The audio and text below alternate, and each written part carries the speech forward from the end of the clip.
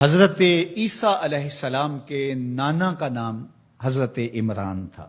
حضرت عمران کے ہاں اولاد نہیں تھی، ان کی زوجہ حضرت حنا سلام اللہ علیہ، پیغمبروں کا خاندان ہے، پیغمبروں کی صحبت ہے، تو وہ بھی صبر شکر کر کے اللہ کی رضا پہ راضی تھی۔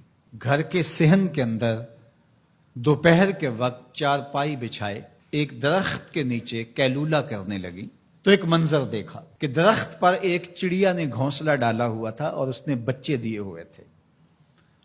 وہ کہیں سے اڑ کے جا کے دانا اٹھا کے لاتی اور بچہ چونچ کھولتا اور ماں اس کی چونچ میں دانا ڈال دی۔ چڑیا کے بچے کے ساتھ چڑیا کی محبت کو دیکھا تو حضرت حنا کا دل چوٹ کھا گیا اور بارگاہ عزدی میں عرض کی، مالک تو نے جانوروں کو بھی بچے دیے ہیں اور وہ ان سے پیار کر رہے ہیں، تیرے دربار میں کیا کمی ہے اگر تو مجھے اولاد عطا کر دے۔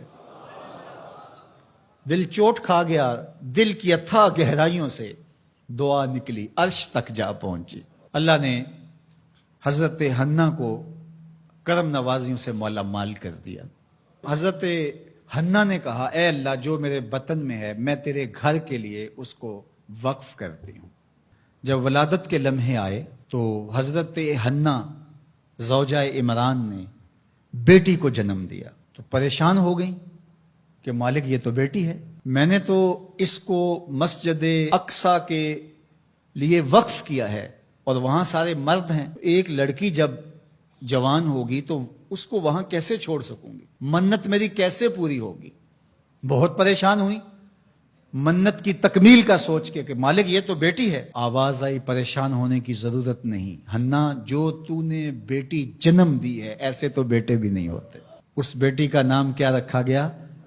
مریم سلام اللہ علیہ۔ بیٹی جوان ہو گئی تو منت یاد آئی کہ اب اس کو بیت المقدس میں ہم نے وقف کرنا ہے۔ پریشانی ہوئی کہ اب 300 حجرے ہیں جن میں مرد ہی مرد ہیں، ایک تنہا عورت کیسے وہاں رہے گی؟ تو یہ سوچا کہ کوئی بوڑھا بزرگ ہو جس کی کفالت میں ان کو دیا جائے تو وہ ان کی دیکھ بھال کرے، ضروریات کو پورا کرے۔ تو بہت سارے لوگ اس سعادت کے لیے تیار ہو گئے۔ پھر قرعہ ڈالا گیا، قرعہ فال نکلا حضرت زکریا علیہ السلام کے نام۔ اللہ کے جلیل القدر پیغمبر اور رشتے میں خالو بھی لگتے تھے، کہا یہ سعادت میرے ذمہ رہی، اور چونکہ ان کے ہاں بھی اولاد نہیں تھی انہیں کہا ٹھیک ہے ہم اسے بیٹی بنا کے اس کا خیال رکھیں گے۔ حضرت زکریا علیہ السلام نے ایک حجرہ مختص کیا حضرت مریم کے لیے اور ان کی ضروریات کو پورا کرتے، کھانا دیتے۔ جب کہیں جانا ہوتا تو حجرے کو باہر سے تالا لگا کے چلے جاتے، افطار کے وقت یا رات کو گئے ہیں تو سحری کے وقت پھر آ جاتے۔ ایک دن حضرت زکریا علیہ السلام تالا لگا کے کہیں گئے کام، واپس آتے ہوئے دیر ہو گئی اور افطار کے لمحے گزر گئے، بہت پریشان ہوئے تو خیر سامان لے کے تیزی سے پہنچے اور آ کے دروازہ کھولا، وجد عندہا رزقا، تو دیکھا بے موسم پھل پڑے ہوئے ہیں۔ حیرت تو یہ تھی کہ پھل ہیں، دروازہ مقفل ہے، باہر سے کوئی اندر نہیں جا سکتا، اندر سے کوئی باہر نہیں آ سکتا، پھل کیسے آئے؟ پہلی حیرت تو یہ، پھر پھل بھی بے موسم ہے۔ قالا یا مریم انا لک ھذا، اے مریم یہ کہاں سے آئے؟ قالت ھو من عند اللہ، کہا یہ میرے اللہ کی طرف سے آئے، یہ مجھے میرے رب نے دیے ہیں۔